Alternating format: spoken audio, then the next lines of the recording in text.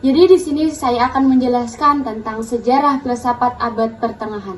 Filsafat dipahami dari dua sisi.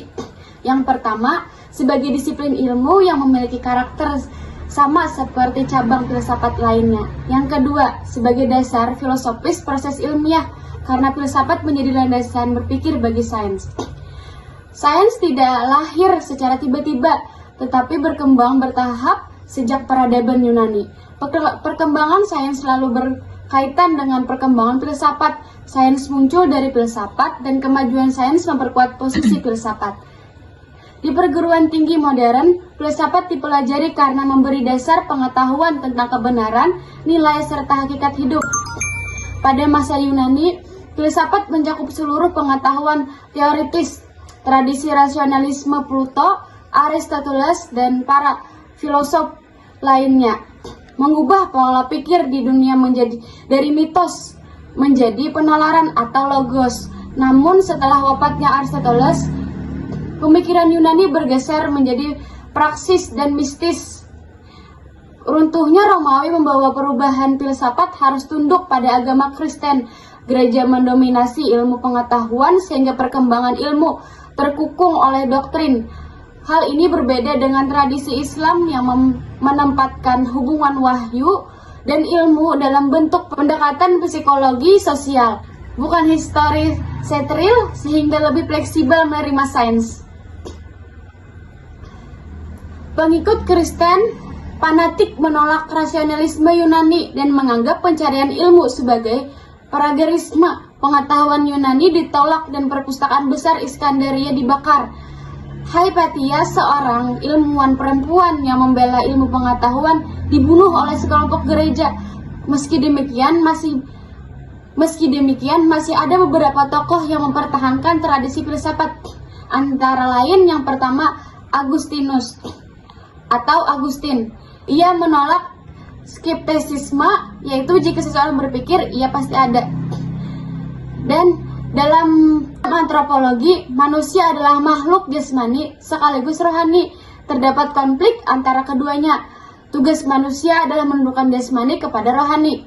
Dan kejahatan bukan pada tubuh, tetapi pada kehendak bebas yang memiliki Allah. Yang terakhir, hubungan manusia dengan Tuhan bersifat partisipatif, yaitu manusia aktif mengenal Tuhan melalui cinta.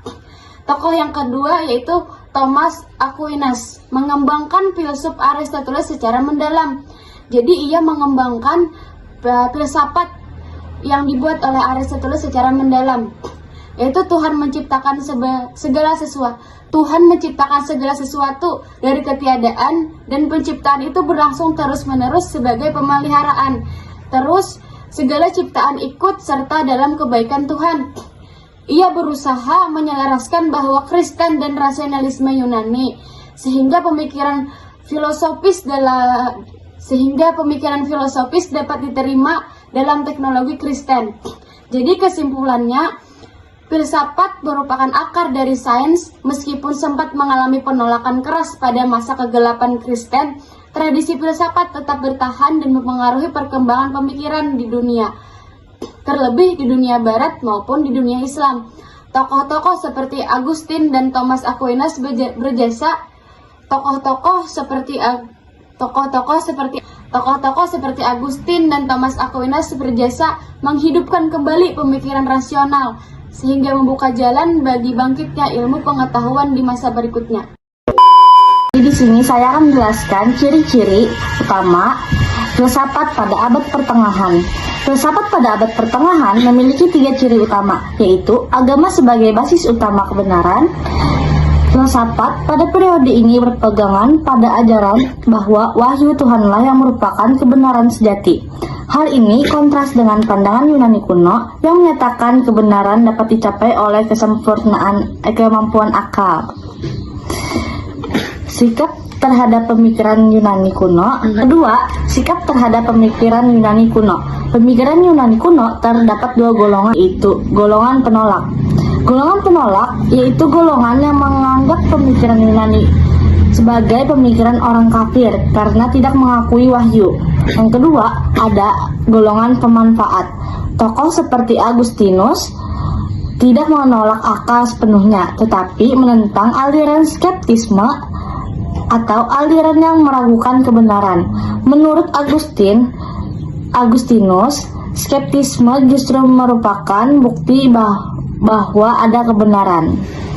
Yang ketiga, ada kemunduran awal. Filsafat patristik atau bagian awal abad pertengahan mengalami kemunduran. Ciri ketiga yaitu kemunduran awal. Filsafat patristik atau bagian awal abad pertengahan mengalami kemunduran sejak abad ke-5 hingga abad ke-8. Namun, setelah periode ini muncul tokoh-tokoh dan pemikir baru di barat dan di timur dengan corak pemikiran yang berbeda dari masa patristik.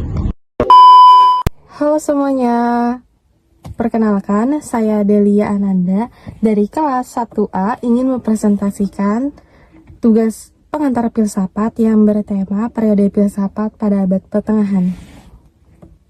Nah, jadi di tengah sunyi berabad-abad sejarah, filsafat abad pertengahan berdiri sebagai jembatan antara dunia kuno dan modern, tempat akal dan iman mencari keseimbangan. Yang pertama, periode patristik kurang lebih 1-8 Masehi, dari Bapak Gereja Tertullianus, Justinus, Clemens, Origenes, dan Agustinus, membangun fondasi intelektual kekristenan. Justinus melihat benih kebenaran Kristus melampaui filsafat Yunani, sementara Agustinus menegaskan penciptaan ex nihilo dan menemukan Tuhan lewat perenungan batin. Yang kedua, periode skolastik, kurang lebih 8-14 Masehi. Di sekolah dan universitas yang tumbuh, Anselmus dan Abelard memperdebatkan akal dan iman. Kebangkitan Aristoteles melalui filsuf muslim mengubah wajah pemikiran Eropa. Aquinas dan Albertus Magnus memadukan iman dan logika dalam sintesis besar abad pertengahan. Yang ketiga, skolastik akhir, kurang lebih 14-15 Masehi. Keraguan bangkit kembali. Occam menawarkan kesederhanaan universalia hanyalah nama. Filsafat perlahan memisahkan diri dari teologi, membuka jalan menuju Renaissance. Nah, jadi dari para bapak gereja hingga para nominalis, filsafat abad pertengahan adalah perjalanan senyap yang membentuk jembatan menuju lahirnya pemikiran modern. Jadi, saya akan menjelaskan perkembangan filsafat pada abad pertengahan. Pada abad pertengahan ini, perkembangan ilmu mencapai kemajuan yang pesat karena adanya penerjemahan kembali karya para filsuf Yunani oleh bangsa Arab dan bangsa lain. Bangsa Arab ke bahasa Latin. Pada masa abad pertengahan, pendidikan dibagi menjadi tiga tingkat utama, yaitu pembagian menunjukkan bagaimana seseorang belajar mulai dari dasar sampai ke tingkat agama yang lebih mendalam. Tujuan utamanya adalah membentuk orang yang terpelajar, terutama untuk kebutuhan gereja dan pemerintahan. Sistem pendidikan di sekolah, tujuan utamanya adalah membentuk orang yang terpelajar, terutama untuk kebutuhan gereja dan pemerintahan. Sistem pendidikan di sekolah dibagi menjadi 3 tingkat, yaitu pengajaran dasar, semi liberal, yang ketiga pengajaran.